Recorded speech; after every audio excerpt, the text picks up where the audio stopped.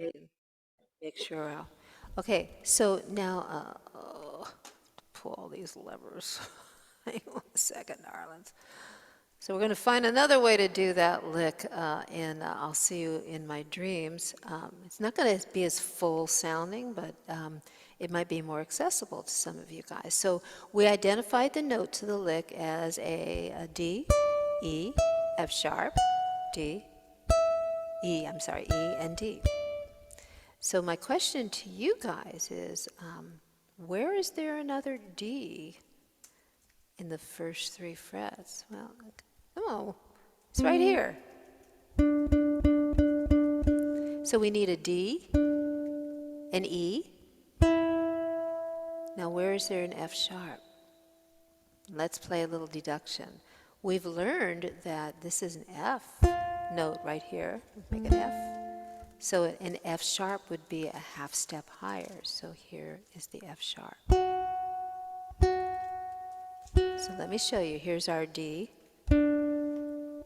Open E. F sharp. Open E.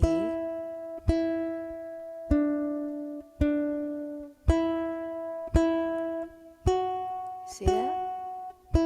We don't have as much of an opportunity to add harmony, but we still can. What note is lower than all these in pitch? Especially, now if you have a high G, yeah, it's tuning, it may not work as well. It'll be interesting.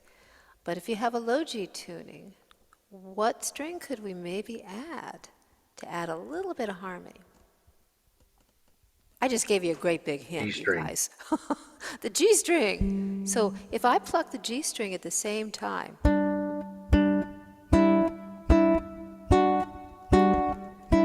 here we go. And what I'm doing with my right hand is the block chord technique. I'm getting into my finger picking position, and I'm plucking strings at the same time. It's like I'm pinching. Watch my right hand.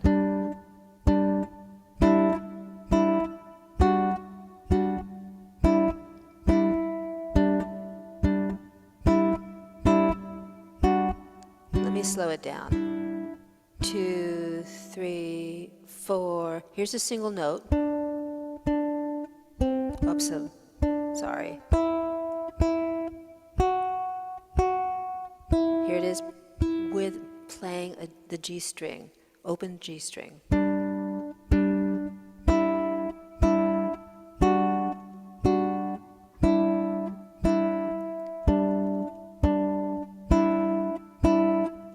Now try this.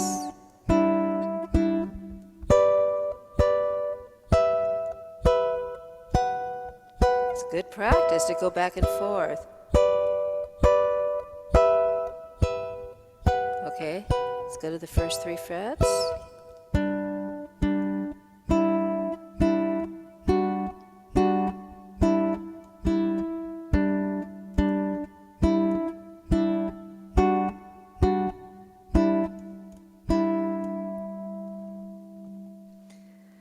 What do you think?